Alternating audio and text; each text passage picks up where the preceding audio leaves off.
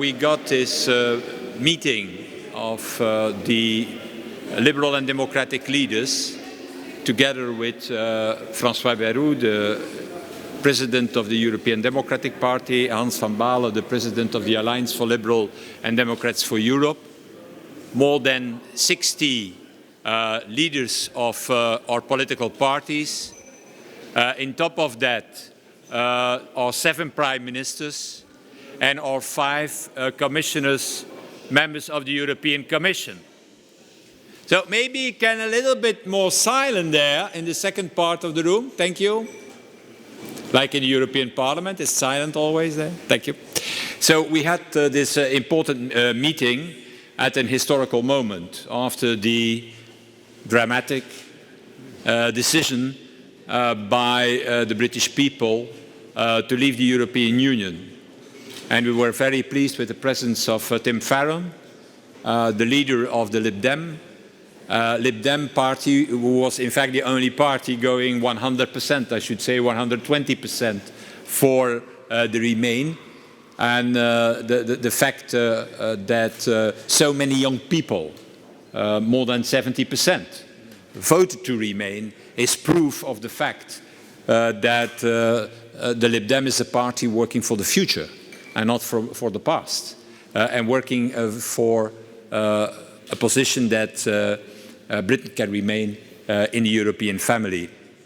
The 2 main topics we discussed was, first of all, what has to be done now? What we ask as liberals is that the fastest as possible, within a reasonable time frame, the British authorities have to notify their decision, the decision of the British citizens, so that the period of uncertainty that exists today, economically and politically, can be the shortest as possible, because nobody, not the people in Britain, not people on the continent and the industry or the economy on both sides have an interest to have a prolonged period of uncertainty. And the second is that this is not an issue of business as usual.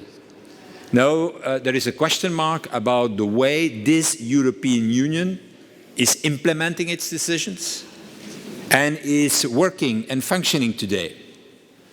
And there is also, again, a need to have citizens who believe in Europe. Europe cannot only be a question of technocrats, bureaucrats, or whatever institutions. It has to be broadly supported by the citizens. And therefore, we need reform in Europe.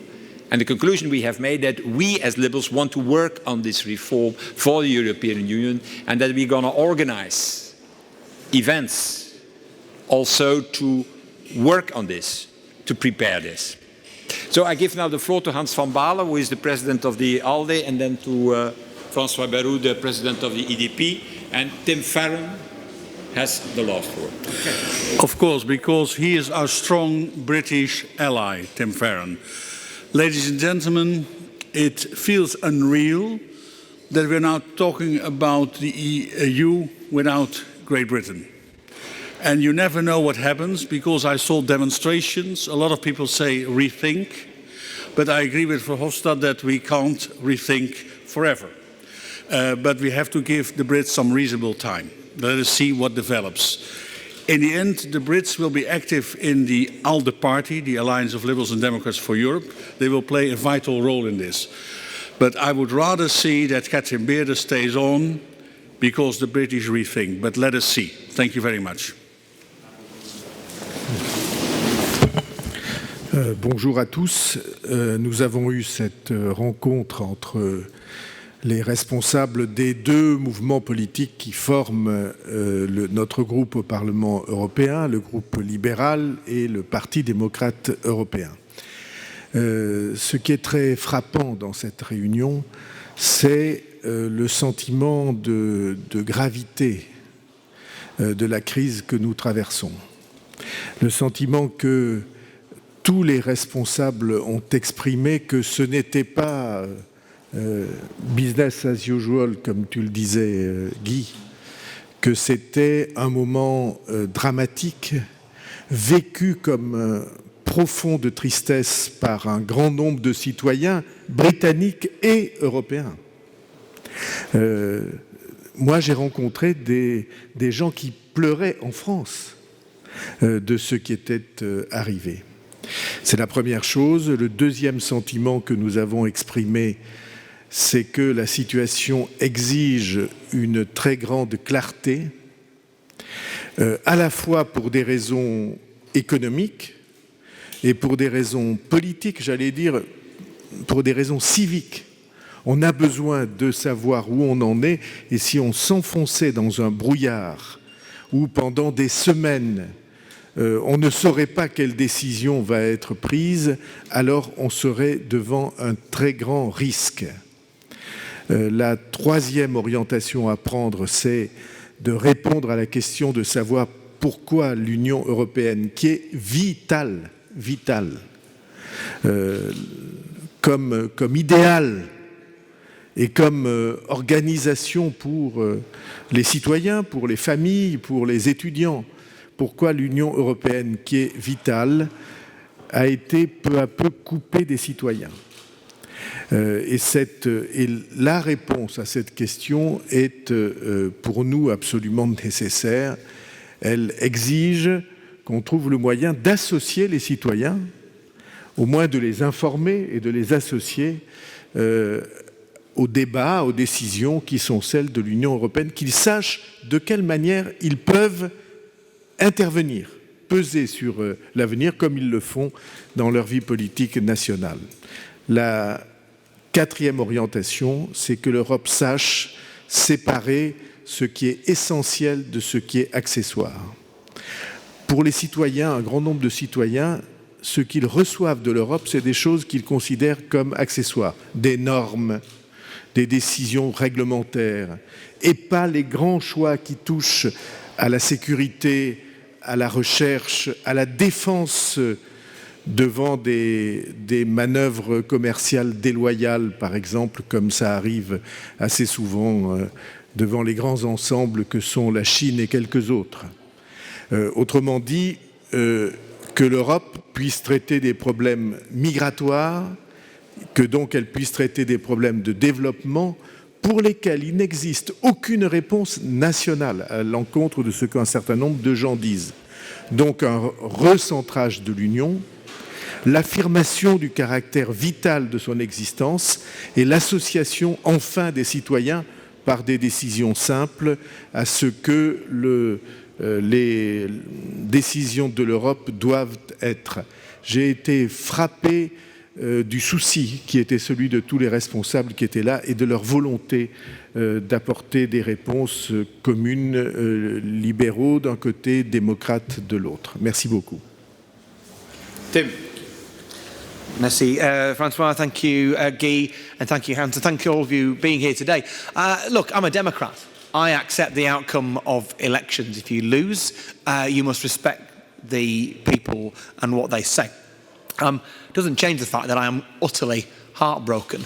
My identity, I'm a Lancastrian, a Northerner, an Englishman. I'm British, I'm European, I'm proud of all of them. None of them conflict with the other. And the identity of Britain that Nigel Farage set out this morning is utterly alien to millions and millions and millions of British people, and I speak for them.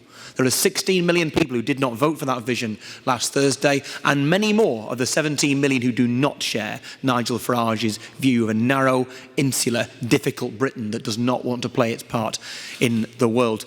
I was here today, and it's been a great pleasure to be alongside ALDE Liberal Democrat colleagues, and indeed to talk to so many who hold such influence within their countries, 7 heads of government, and to speak to them about the importance of giving Britain time so that we have the time to allow this decision to sink in, to think about it before we move to the next stage.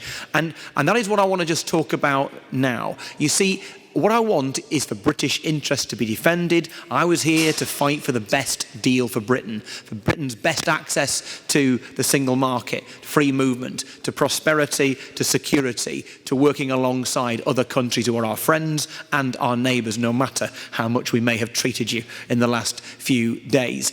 I also want to point out that whilst we prepare for Britain's removal, exit from the European Union, It's fine when you accept a result that you have lost to nevertheless carry on campaigning.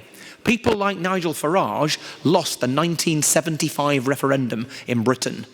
It wasn't disrespecting the electorate to carry on campaigning for Britain to leave. I respect that point of view. So we lost an election. You should do two things if you are a Democrat and if you are true to your ideals. First, you accept the result with good grace. Secondly, you do not give up. And the Liberal Democrats in Britain will not give up.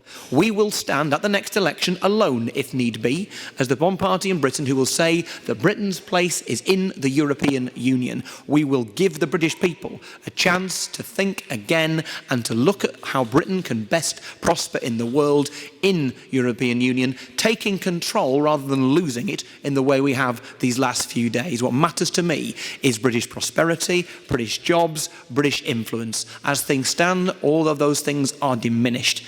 And we will work hard to defend all of those people in Britain, whether they voted for or against the proposition last week, for their best interests. And it's a massive pleasure to stand alongside my colleagues, my friends across the European Union today. We will continue to work with you. Thank you.